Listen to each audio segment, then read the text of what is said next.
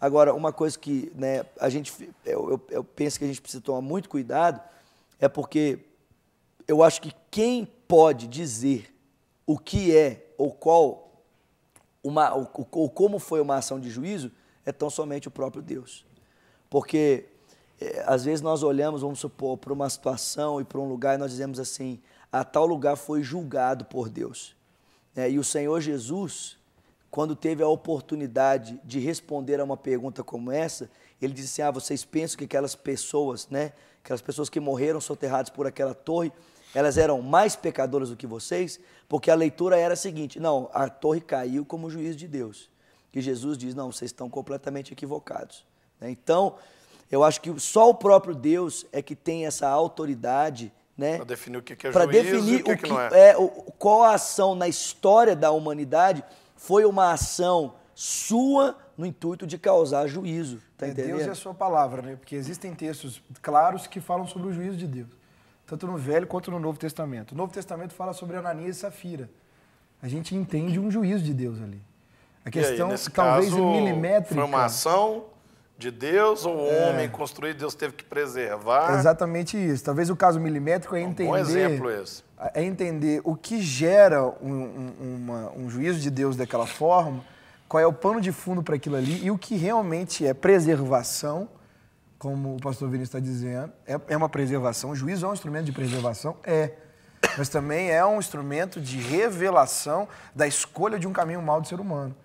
Quer dizer, eles estão, talvez a gente pegar um contexto ali de Ananias e Safira, eles estão numa igreja super avivada, eles têm consciência daquilo que está acontecendo e do que o Espírito Santo está fazendo. Eu acredito que não são duas pessoas, Ananias e Safira não são duas pessoas ignorantes. Leigas, né? Que não sabem de nada. Eles estão experimentando... A pergunta é o porquê que eles foram julgados. O dom do Espírito Santo. E aí a questão é isso. A Bíblia é clara para dizer que eles vendem, eles poderiam ter dado tudo ou não dado nada. Eles vendem e mentem. E a Bíblia, e Pedro diz, por que mentistes ao Espírito Santo? A mentira. Por que eles foram julgados? Porque eles mentiram ao Senhor. Por que eles foram julgados? Porque fizeram algo de uma consciência clara em uma mentira que seria... Um ato deliberado. Um ato deliberado. Então, talvez a consciência, é o que o Romanos 1 também diz, que pela consciência eu vou entender a manifestação da glória de Deus através da natureza e das manifestações dele e conscientemente eu escolho um caminho errado. Eu acredito que eu não posso, talvez, definir de uma forma tão sem sabedoria, dizer o seguinte, Deus julgou Ananias e Safira no sentido assim, Deus julga os seus filhos, Ananias e Safira. Deus julga dois crentes, Deus julga duas pessoas. Eu não posso tão dizer isso, mas eu posso dizer o seguinte, que naquele momento, até de preservação da igreja cristã, da igreja primitiva, do começo da igreja, Deus julga a atitude de uma forma... ao ponto da clareza que eles tinham. Eles eram muito claros e a escolha foi muito deliberada. Então houve o juízo sobre a conduta deles. E eles eu acho que eu tenho um exemplo melhor. Eu particularmente, assim, eu não vejo como que você consegue fazer a dissociação entre a conduta e o indivíduo. Sim, porque uma vez que o juízo vem sobre a conduta, ele acaba vindo sobre o indivíduo. Mas se eu disser que é um instrumento de preservação, que Deus matou toda a humanidade, preservou só Noé e sua família, então Deus matou todo mundo. Não é Deus matou todo mundo. Existe um instrumento de justiça que vai preservar. Existe uma redenção sobre uma família que crê, mas também um instrumento de justiça sobre a humanidade. Mas o que Deus julgou a humanidade? Deus julgou a conduta da humanidade. Sodoma e Gomorra, eu não acredito que Deus colocou na agenda dele, vou destruir Sodoma e Gomorra. Há uma conduta que chegou com, vamos dizer, a figura. O cheiro chegou muito ruim às narinas de Deus. E Deus vai julgar a conduta. Agora, quem está envolvido com essa conduta de uma forma profunda e não aceita o plano redentivo, vai sofrer de um juízo. Deixa eu só dar um exemplo melhor aqui. Se não me engano, é Números 15, né? A história daquele rapaz que nem o nome é falado. O povo tinha acabado de sair do Egito, estava no deserto, tinha acabado de receber os 10 mandamentos, aí ele vai e quebra o mandamento do sábado. Ele vai colher lenha no sábado. E ele é flagrado no ato do crime. Ele é pego em flagrante. E aquele povo que não tinha noção do que era descanso, que era um povo escravo, e que estava experimentando pela primeira vez, de uma forma pública, a quebra da lei que tinha acabado de ser instituída. Eles não sabiam o que fazer com aquele cara. Aí deixaram ele preso num lugar e foram buscar a direção de Deus. E aí o que Deus falou com Moisés para fazer? Deveria ser apedrejado no meio do arraial. Pena de morte. Né? Então, o crime do cara, se você olhar de uma forma superficial, catar lenha no sábado.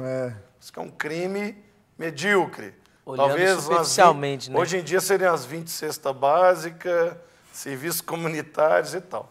Só que, naquele contexto, se não houvesse um rigor de juízo sobre a vida daquele homem, aquela lei que foi estabelecida, ela não seria levada a sério. Entraria em descrédito. Entraria em total descrédito. No sábado seguinte, todo mundo catando lenha.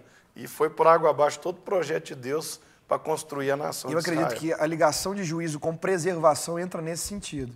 Eu não sei se eu estou dentro do que você está falando. Existiu o juízo sobre esse rapaz, preservação, né? Para preservação de uma conduta de lei. Quer dizer, na verdade, não existe algo de Deus contra aquela pessoa em si. Um olhar superficial parece que é uma coisa assim, muito desequilibrado, né? Muito rigor para pouca coisa. Mas quando você entra numa dimensão espiritual, no que aquilo vai gerar lá na frente, você não vê outro caminho, infelizmente. O pastor Leandro está muito quietinho, é porque você não concorda com o que o povo está falando? Não, eu concordo. Principalmente por essa questão, quando se fala de conduta, de atitude. A gente pega o simples fato de ir lá pegar lenha, mas não foi isso exatamente que causou o juízo sobre ele. Foi ter desobedecido uma regra de Deus, uma lei de Deus. Uma lei que estava nascendo naquele momento. Que estava nascendo naquele momento. Tanto que eles não sabiam o que fazer para deixar o cara. Deus, e aí, o que faz? Né? Por quê? Porque ele pegou lenha? Porque ele desobedeceu aquilo que o Senhor acabou de instituir. Então, acho que quando nós ferimos esses princípios e não observamos aquilo que Deus manda em sua palavra, e não obedecemos a Deus, sobrevém sobre nós esse juízo. Mas a gente tem a percepção, o Vinícius falou a respeito do dilúvio, né? Houve um período ainda onde Noé pregou, onde Noé falou, onde Noé anunciou. Ou seja, não foi um período curto. Não foi um período curto, 120 anos. Então você pega assim...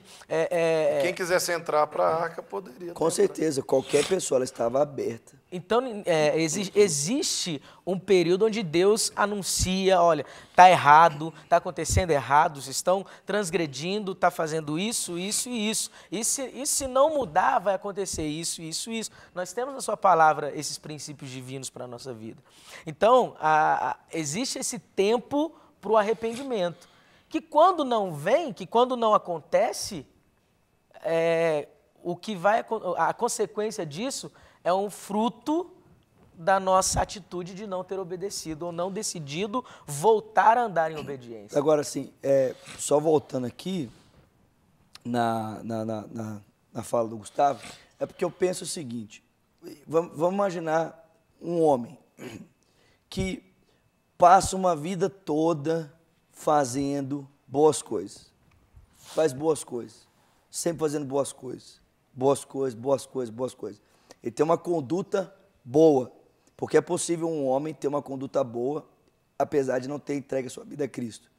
E aí ele chega frente ao trono de Deus, e ele vai ser julgado ou será absolvido? Ele será julgado pela única coisa que poderia julgá-lo para a eternidade. Ele vai ser julgado porque não creu no Filho de Deus. Pela sua escolha. Então, pela sua escolha. Mas aí a conduta eu percebo que o homem não é julgado simplesmente diante de Deus por aquilo que faz, mas ele é julgado diante de Deus também por aquilo que é.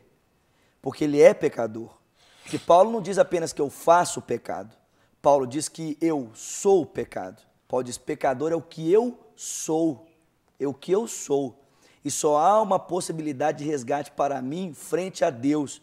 Porque nem o que eu faço e nem o que eu sou me justificam diante de Deus. Né?